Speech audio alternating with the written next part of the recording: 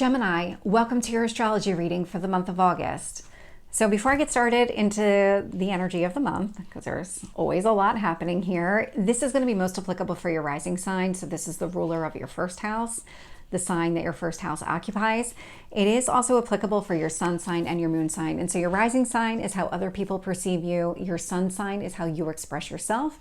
And your moon sign is how you process everything emotionally. So really that subjective lens that you apply. And so kind of jumping into the energy of this month, the one really big thing to highlight here, besides the ton of Leo energy that we have going on, it's Mercury. So we have Mercury stationing retrograde. So it happens roughly 3 times a year, and we're already in the pre-shadow. So even as I'm recording this, we're already in the pre-shadow. That started on July 16th. And we can really just add it to the list of retrograde planets right now. So lots of internal reflection taking place. We've got Pluto in Aquarius, so internal changes. We've got Saturn in Pisces, working on yourself, but internally to have your, go after your goals, your dreams. Neptune in Pisces, really the same thing. Neptune is actually about your dreams. When it's retrograde, it can also be about lifting the veil, seeing the truth of the situation. So if you have been, coming up with these dreams that just don't seem very practical, this would show you that those aren't practical, not in a negative way, because we also have Saturn here. So what do you need to do to work on to make them practical? So just kind of keep that in mind. We'll have Chiron in Aries. Chiron's already retrograde, and we'll add Mercury into the mix. But the Chiron piece, it is about some sort of wound that has come to the surface. Mercury, planet of communication, also processing information. We don't really emphasize that one so much, but it is about processing information as well. And so this is a lot of energy that normally when all the planets are direct, it's outward. Now it's all directed inward. And so kind of jumping into the energy of the month here, we do have the new moon in Leo. So that is going to happen on August 4th at 7:13 in the morning. And so when this happens, you have the sun and the moon. They're at the same point in the sky, that same degree point. And what this is doing is it's really highlighting your emotions. And this Leo energy is a very bold, very dynamic, it can be a little dramatic type of energy.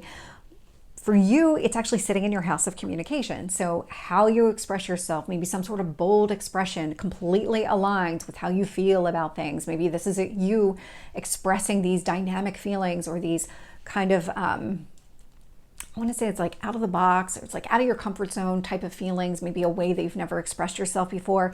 That's what this is all about, some sort of bold expression around how you feel. We'll also have the sun and moon talking to some of the other planets here. And so what it's doing, this new moon is creating an opportunity for you specifically, because this is going to impact your first house. We have both Mars and Jupiter sitting in the sign of Gemini. So you meaning your physical person. So that outward appearance, oh my gosh, I don't know why I can't speak with your video. I have had no problems up until now. But anyway, Gemini, first house would be your outward appearance. So your rising sign, think of it that way. It's how other people perceive you. That's what the first house is. And so this new moon and really stepping out of your comfort zone, expressing how you feel about things in a very bold, dynamic way, it's creating an opportunity for you to grow individually, take some sort of action on yourself that gives you this kind of growth path forward. So I do love to see that. This new moon will also trine the North Node in Aries. And so North Node is about the actions that you need to take right now. Sitting in Aries for you would mean that this is in your community. So community being like your neighbors, your neighborhood, like your physical community here. It could be your group of friends, anything along those lines. And so any kind of bold expression of how you feel, it easily blends with whatever action you're being encouraged to take in your community. Then later the same day, we'll have Venus enter the sign of Virgo. Venus is, it's the planet of love. It rules relationships. It wants to bring things together. It's a very harmonious type of energy. It will conjunct Mercury in the sign of Virgo. So Mercury in Virgo is a lot of conversation, processing information. Virgo is, on its surface, it's the hermit. So it's a lot of internal reflection anyway. We don't have Mercury retrograde yet, but it is in its shadow. And so there is going to be some sort of internal reflection. Virgo is a very healing energy. And so the purpose of Virgo is really to kind of go inside, think about things, process things, heal from it. And so with Venus in Virgo, Venus wants to bring things together. So when you think about healing a wound and you want the skin to kind of come back together, that's what Venus is trying to do here. And so for you, this is all sitting in your 4th house of home. This could be anything within your home environment, maybe grounded conversations that you're having with people to kind of heal and mend relationships in your home environment.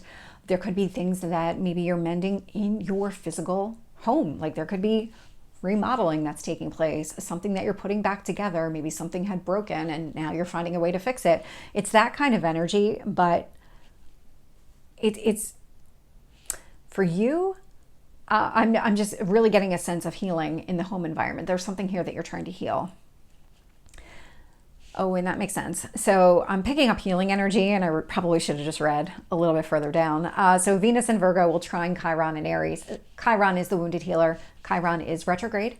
And when it's retrograde, all of those internal wounds are now coming to the surface, because a lot of these retrogrades, even though I said they're more internal, they're more in your face. They're things that you have to address internally. And so Chiron in Aries for you is sitting in your community. So there's some sort of wound that exists within your community.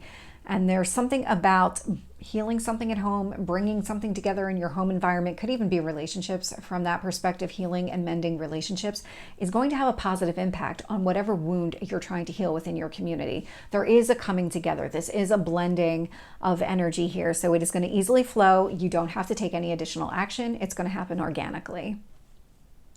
We'll have Venus and Virgo square Uranus and Taurus.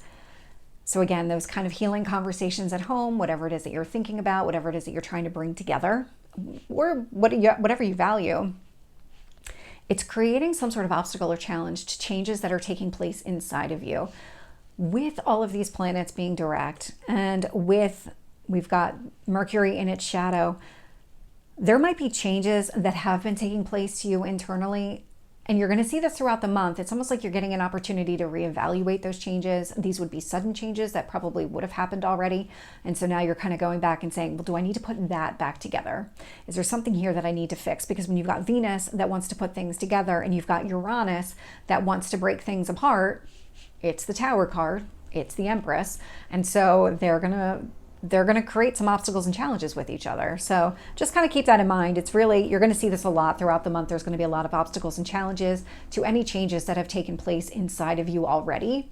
Just know that you're being given an opportunity to reevaluate those. Then we have Mercury actually stationed retrograde in the sign of Virgo. This one's interesting because what you're going to see, the next placement, Mercury, once it goes retrograde, it starts sliding back. So it's actually going to go back into the sign of Leo. But for right now, it's still in the sign of Virgo. That's going to happen on the 5th at 12:56 in the morning Eastern time. When this happens, we just had Venus in our Virgo literally hours before, 2 hours, 2.5 hours before. And so they're still in a conjunction with each other, but now Mercury's retrograde. And so this is taking any kind of outward communication, reflection. Now it's definitely directing it inward. We were already in the shadow, so this energy was already building anyway, but now it's definitely going to build, probably at a more rapid rate. And so any kind of internal reflection that you're doing here around your home, how do you bring things together? What this is doing is it's really helping you understand how to fix everything, how to make everything come together, focusing on what you value and really almost letting everything else go. Don't focus on the things that just aren't worthy of your time. This is what's going to help kind of aid you in this whole mending, healing energy. This Mercury in Virgo will create squares as it relates to both the inner you and the outer you. So whatever it is, whatever healing is taking place within your home environment, whatever you're trying to work on there, it is going to create an obstacle or challenge to the action you want to take on yourself physically. And so it just feels like maybe now's not the right time to take that kind of action. You need to do something else in the moment. That's your priority. Maybe less focus here. So it's something that you can work with. You just have to find a way to work with the energy. And what we'll have also, when I said internal and external, it is creating an obstacle or challenge to that Uranus and Taurus. This is, you're going to see pretty consistently throughout the month. Any kind of sudden change that happened to you internally, this is another one of those opportunities to reevaluate those changes, what's taking place here. How do those changes, what do those changes mean now that you're healing something at home? Do you need to reevaluate those? I have a note here just so I remember to mention it in all the videos, but Lionsgate. So Lionsgate is something that happens every year. The culmination point is 8/8. It is August 8th. It happens in Leo season. It's like the midpoint of Leo. It's at 15 degrees. This year happens to be an 8 year, so it's 888, and so it's the sign of infinity, all of those things. So I just want to highlight it here that it did not go unnoticed. I will be doing a separate video, probably a longer daily read that day, because I'm going to incorporate some of the astrology with some of the tarot, because there's a lot of overlap here when it comes to Lionsgate. So just wanted to put that out there. So stay tuned for that one. Where we had Mercury station retrograde in Virgo on the 5th, this is where the next placement is where we see it slide back into Leo. So it will re-enter the sign of Leo on the 14th at 8:16 p.m. Eastern time. And so during this period of time, it was sitting in Virgo, a lot of internal reflection around healing, but now we're going into the house, well, for you, this is your third house of communication. So Leo, bold expression. Now we've got some sort of internal communication. What kind of bold conversations are you having with yourself? Because Mercury will conjunct the sun, and the sun is your self-expression. So how do you feel about everything that's taking place here? When you really think about things, and like really think about things, because that's Mercury energy, let's process all of this intellectually. How is it impacting you? What's happening here? This is that kind of subjective, or maybe not subjective, more objective type of evaluation that you're doing.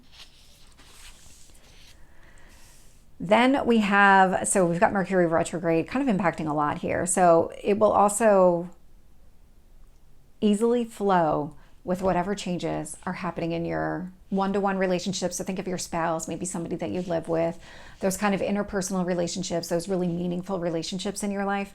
And so what's happening here is any kind of internal reflection that's taking place, that kind of bold conversation you're having with yourself, it's easily flowing with how do you see those relationships, those really interpersonal relationships from a big picture perspective? How do you feel about those? How does maybe your understanding now of all of these things that are taking place, how does that relate to each other? How does that interact? There is going to be, it's an easy flowing energy. You don't have to put any effort into it, but it feels a lot like you might be seeing the truth of the situation. You might be understanding the truth of how you feel about this person, you feel about the relationship, because you're doing a lot of internal work on yourself. And so, you know, it's just funny. When I was younger, I remember seeing a quote that was like, once the mind has expanded, it can never return to its original size. It's kind of that type of energy here. Once you understand the impact of all these changes that are taking place, everything that's happening around you, it is going to have an impact on those interpersonal relationships. It's going to allow you to see things differently. Maybe go after some sort of growth or expansion here, because Sagittarius is ruled by Jupiter. It's growth, it's expansion, it's seeing the truth, it's that high level picture of the situation. This Mercury retrograde in Leo will also trine Chiron in Aries. And so that wound that's been coming to the surface in your community, that internal processing of everything is really going to easily flow with whatever action you're taking to heal that wound as well. So this is another one of those really positive aspects that's helping you heal this wound. Months ago, I remember talking about this, and this was a wound that was a little bit difficult to kind of digest and really kind of work with. We're getting to the place now where it's getting a lot easier to kind of work with the energy. There's a lot of placements that are happening that make it just an easy flowing energy, and this is one of them. And just like I've been saying, Mercury retrograde will square Uranus and Taurus. So any kind of changes that have happened internally to you, you are being given this opportunity to reevaluate those, really go back and think about, were those the right changes? Are there different changes I need to make now? Or is there something here that I need to kind of put back together? Because this is it's a square, so it's an obstacle or challenge. And so there might be something here with this Uranus energy where maybe you broke down too many barriers or something along those lines. Then we have the full moon in the sign of Aquarius. So that is going to happen on the 19th at 2:26 in the afternoon Eastern time. So when this happens, you've got the sun and then you've got the moon. They're opposite points in the sky. And for you, this is a third house, ninth house energy. And so think about travel, short distance travel, long distance travel. This could be something where communicating all the details versus understanding the big picture. That would be the push-pull energy. That's how it's going to impact you. So when it comes to the details, how you're expressing yourself, because that third house energy is that that way. It is short distance travel. I don't usually mention it that often, but third house is also short distance travel. So any kind of bold expression around anything, your communication is really stepping out. It is opposite this moon in Aquarius. And so if there's some sort of change that's been taking place that is meant for your growth, when you think about Uranus and Taurus, those changes were meant for your internal growth. It's showing up here as moon in Aquarius energy. And so it's really about understanding how you're expressing yourself now and how is that completely opposite whatever you feel about these changes that are taking place, because that moon in Aquarius is about how you feel. These changes were meant for your personal growth. And so now you're trying to understand, okay, where's the middle ground? How do I balance these energies? And so that's the sun and the moon. They will have conversations with other planets throughout this full moon. And so the first one is going to be the sun. The sun and the moon are both going to talk to Mercury retrograde in the sign of Leo. And so Sun in Leo, Mercury retrograde in Leo. This is a lot of communication. This is your outward expression, but also an internal understanding of that outward expression, how it's impacting you, all of that. Whereas the moon, these changes that have taken place for your personal growth, it's opposite your now current understanding of how you're expressing yourself, if that made sense. That was a lot of words. Let me see if I can do that again.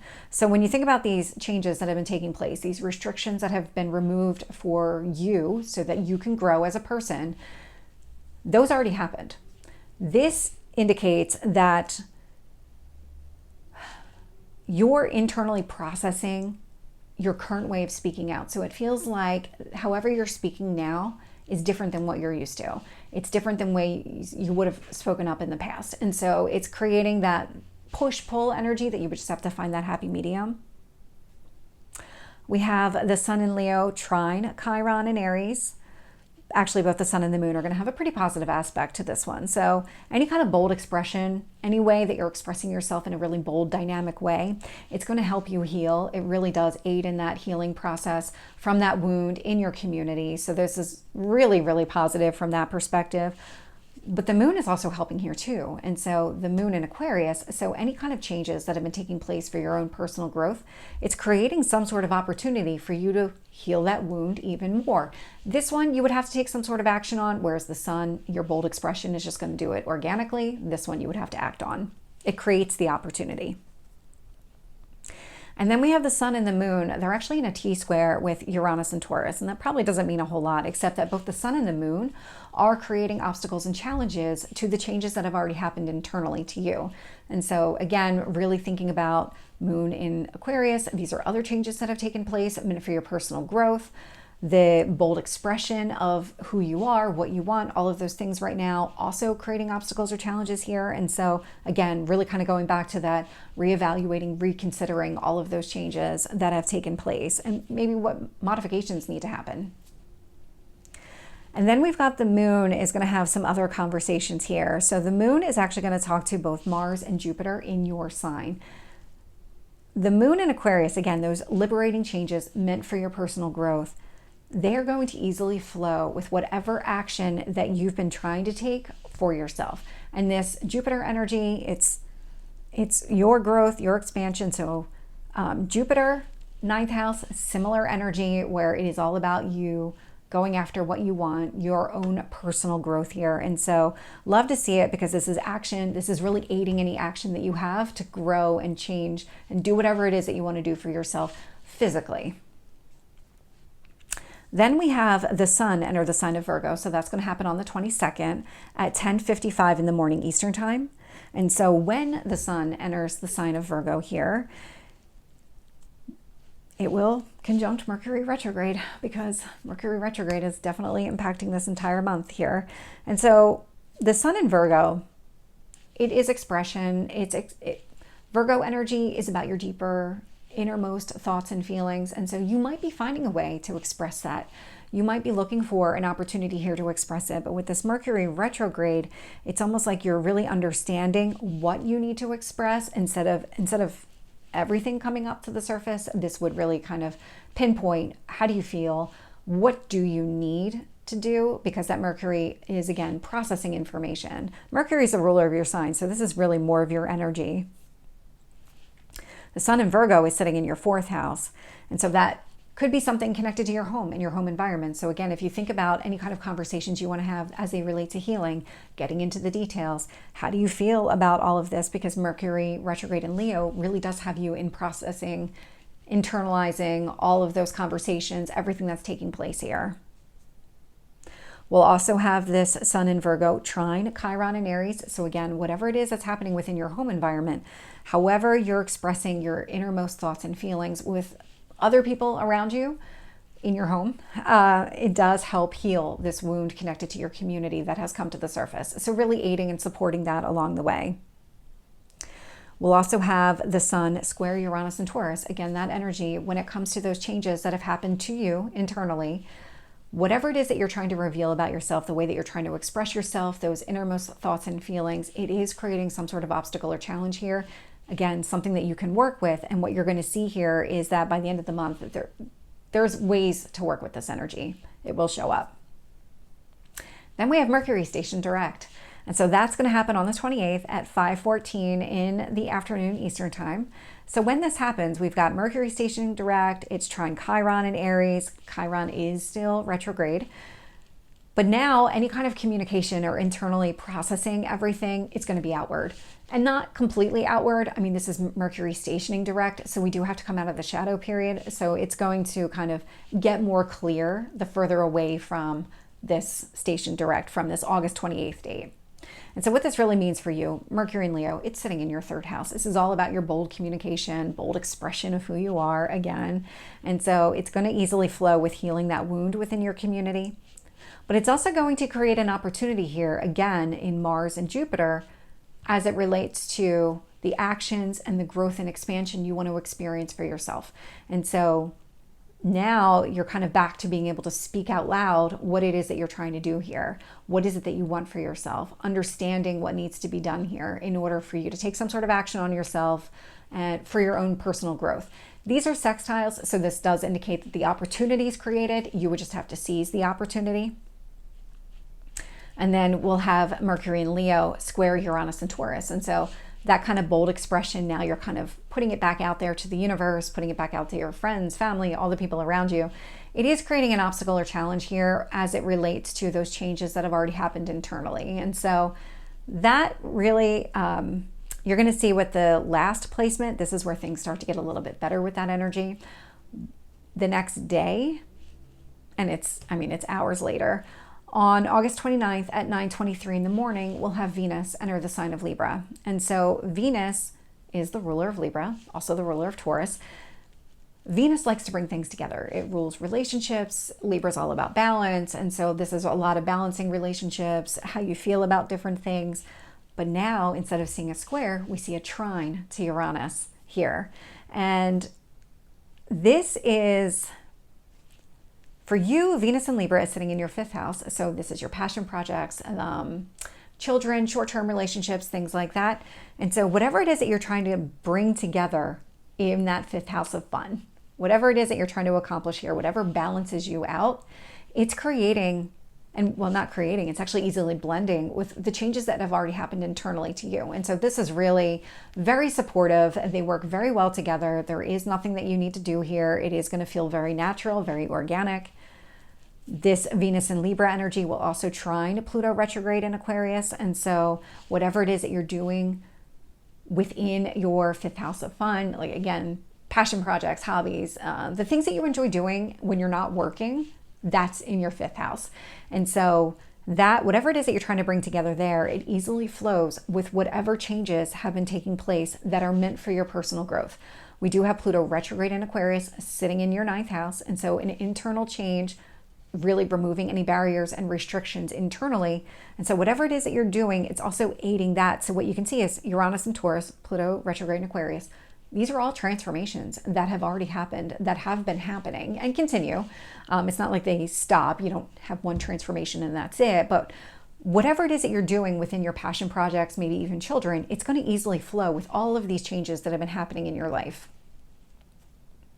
Where I can see some difficulty here is Venus and Libra square Mars and Gemini. And so whatever it is that you're trying to bring together from a passion standpoint, short-term relationships, children, all of those things, it is creating some sort of obstacle or challenge as it relates to action you want to take for yourself, on yourself, your physical person. There's something here that you want to do, but it's almost like the priority isn't that. It's this other thing. It's this Venus and Libra energy. It's bringing something together, finding some sort of balance with your children, or finding some sort of balance with your short-term relationships, your hobbies, making time for that. And so what it's really doing is it's almost like you're just prioritizing your house of fun over yourself. That's what it feels like. You can work with the energy. You can find that balance. It is possible. You just have to work with it. This Venus in Libra will also be opposite Neptune retrograde. Neptune retrograde, I said it in the beginning, I'll talk a little bit more here. So Neptune retrograde, Neptune is all about your dreams. It is sitting in the sign of Pisces. Neptune is the ruler of Pisces. Sometimes the dreams can be so ethereal that you have a hard time bringing them back down into reality. Neptune retrograde says, let's take a look here. Let's lift the veil. Let's see how high in the sky are these dreams. Can we make them a reality here? And so that's kind of what's happening with Neptune and Pisces. It is sitting in your 10th house. That is your career and public reputation. And so when you think about what you're trying to bring together, so if you think about, if you enjoy what you do for a living and that's your passion project, Venus and Libra, are you trying to bring something together, some sort of hobby, making something work here for yourself? And it's going to be opposite maybe the dreams and the goals that you had previously set in your career or public reputation. So it is that push-pull energy. There's something that you're working on here, whether with your children, passion projects, all of it, that is directly opposite what you're recognizing, or I would say recognizing, realizing about your dreams as they relate to your career and public reputation. Because again, when you think about it, could be passions as they relate to your career. Maybe you enjoy doing your passion projects, not so much your career. Now you're rethinking your career goals. It could be something where you're prioritizing children over your career because, well, it's a little difficult to do both at the same time. And so it's that kind of energy. You can find the middle ground. You just have to work for it. This just seems like the Venus and Libra, that 5th house of fun energy, is the priority right now. So Gemini, this is your reading. I hope it resonates. If it did, please like, share, and subscribe, and I will see you next time. Take care.